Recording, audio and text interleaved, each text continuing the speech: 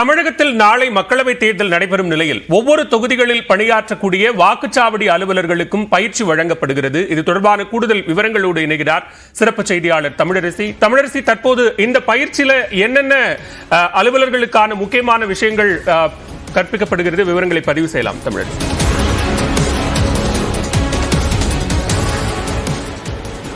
பாலா, நாளை வாக்குப்பதிவு நடைபெற இருக்கக்கூடிய நிலையில் இன்று நுண் பார்வையாளர்களுக்கு பயிற்சி வழங்கப்படுகிறது. அதே போல வாக்குச்சாவடி அலுவலர்களுக்கும் இன்று பயிற்சி வழங்கப்படுகிறது. சென்னை மாவட்டத்தில் 3 நாடாளுமன்ற தொகுதிகள் இருக்கின்றன. ஒவ்வொரு நாடாளுமன்ற தொகுதிக்கும் ஒவ்வொரு இடங்களில் இந்த பயிற்சியானது வழங்கப்பட்டு வருகிறது. நாம் தற்போது நுங்கம்பாக்கம் ஆண்கள் மேல்நிலைப் பள்ளியில் இருக்கிறோம். இங்கு மத்திய சென்னை பகுதியில் பணியாற்றக்கூடிய வாக்குச்சாவடி அலுவலர்களுக்கு இந்த பயிற்சியானது வழங்கப்படுகிறது.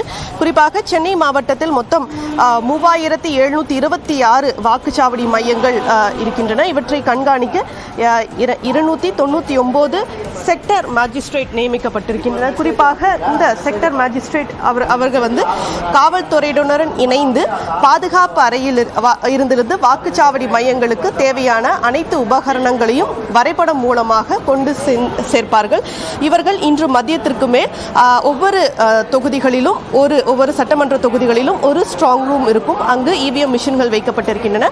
அந்த இவிஎம் மிஷின்கள் இன்று மதியத்திலிருந்து அந்தந்த வாக்குச்சாவடிகளுக்கு கொண்டு செல்லப்படும். இந்த பணிகளை செக்டர் மேஜிஸ்ட்ரேட் கண்காணிப்பார்கள். அதை தவிர்த்து பதட்டமான வாக்குச்சாவடிகள், சவாலான வாக்குச்சாவடிகள், அதிக பாதுகாப்பு தேவைப்படக்கூடிய நுண் பார்வையாளர்கள் அந்த கண்காணிப்பு பணிகளை மேற்கொள்வார்கள். அவர்களுக்கு பயிற்சி வழங்கப்படுகிறது. அதே போல தற்போது வாக்குச்சாவடி அலுவலர்களுக்கான பயிற்சி வழங்கப்படுகிறது. இதில் அந்த வாக்குச்சாவடியில் அலுவலர்கள் எந்த மாதிரியான வாக்குப்பதிவை மேற்கொள்ள வேண்டும், எவ்வாறு ஒரு வாக்காளர் வந்தால்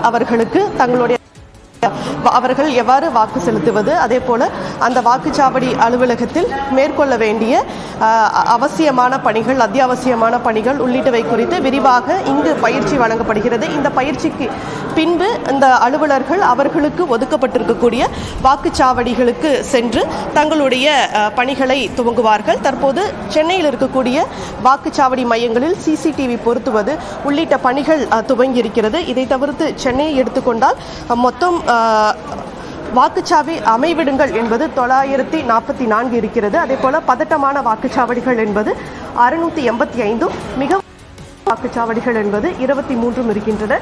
நுண்பார்வையாளர்கள் 1165 நுண்பார்வையாளர்கள் நியமிக்கப்பட்டிருக்கின்றனர்.